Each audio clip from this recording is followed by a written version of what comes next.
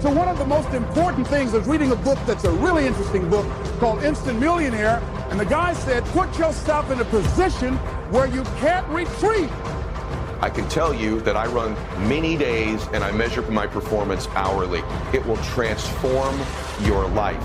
Nobody care what you're doing in practice. They don't got nothing to do with nothing. That don't count. Now, it don't count what you're doing in practice. It don't count. It don't count what you do first quarter, second quarter, third quarter. The most important quarter is the one you like where you won. Oh, please, listen to yourself.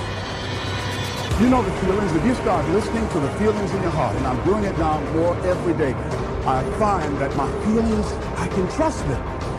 And I say to you that as you look toward the future, you look at life on a daily basis, if there's something that you have been given, if you've heard something within yourself that you know that what you're doing now doesn't fit for you, it doesn't work for you, it's not giving you what you want, and there's something else that you want to do, don't allow that inner doubt in you to talk you out of it. To build a case on why you can't have it. To tell you why you're not good enough. You ignore that inner voice and all of the external voices. Don't judge the possibilities for what you can do based upon the circumstances, because the circumstances won't determine who you are. Don't determine what you're able to do based upon your resources. Really good people kind of get together on a Sunday night. If they're pretty good performers, once a week, they measure their performance, they make adjustments, and they move on weekly.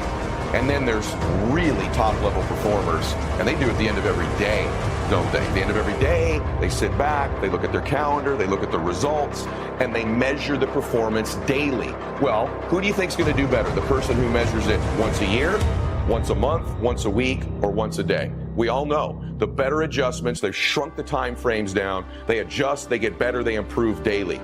And then there's the max out 1% of 1% performers. And they have a clock that goes off every hour. Every hour in their head, an alarm goes off in my mind. It's sort of weird, but it works. I'm addicted to it now. About every hour, the top of every hour at 11 a.m., it's funny, my mind just knows, what did I do to move closer to my goals? What did I do to move closer to my outcomes? Have I achieved the things on my to-do list today? Have I achieved my biggest and baddest outcomes of the day? Don't determine what's possible for you based upon where your life is right now. Where your life is right now is not you. That's just what it is right now. But the possibilities for you are unlimited. If you're in a rebuilding process, it's unlimited. If you're coming back from adversity and devastation, it's unlimited of what you can do.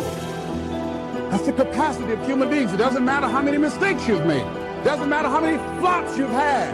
It doesn't matter how much money you've lost. In fact, I see it only as an investment. What you learn from life, not losses, but investments of what's possible for you.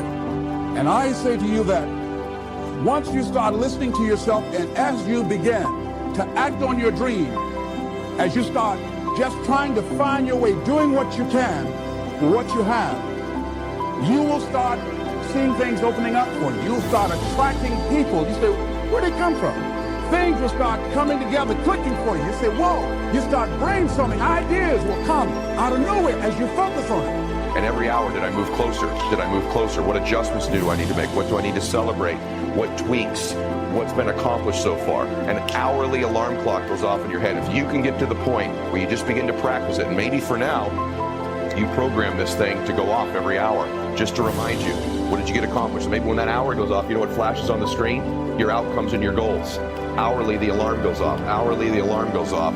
It'll begin to train you to begin to measure the time frame of your performance every hour. Now let me ask you a question. There's a group of people that measure their performance. Their race, their marathon is once a year. Then there's those that do it once a month that make adjustments and measure where they are and increase effort. Then those that do it monthly, weekly, daily, hourly. The key to it is to begin to focus on what it is you want to do. Why, Les? Why is that important? Because as you focus on that which you want to do, that which we focus on, that which we give our energy to, it will begin to multiply. It will begin to expand. It will begin to develop your consciousness. And out of that comes your greatness. Out of that comes a commitment. Out of that comes a passion for life. Out of that comes a special power that you have in you that you haven't even called on yet. See, the powers that we have will never reveal themselves if we don't challenge them, if we don't put ourselves in a position where we have to use them. The beginning of being anything is the dream. The beginning of being anything, it starts with a dream. One day, somebody had the dream of being able to fly like a bird. Well, today we have airplanes. Somebody had a dream of one day going into outer space. People go to the moon and they come back. People one day had dreams of being able to travel at high speeds, all types of things. It all starts with a dream. Martin Luther King had a dream that one day all of us could unite and come together. Well, it's happening. It hasn't fully happened, but it's happening.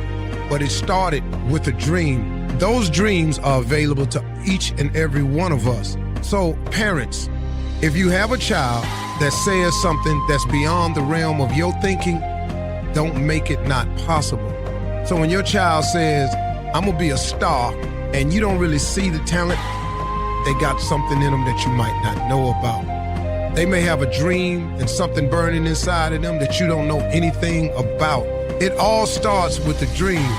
I ain't mad at my boy Bob. He seemed like he know how to do it and get up and go to work. He went to school. He's smoking weed on.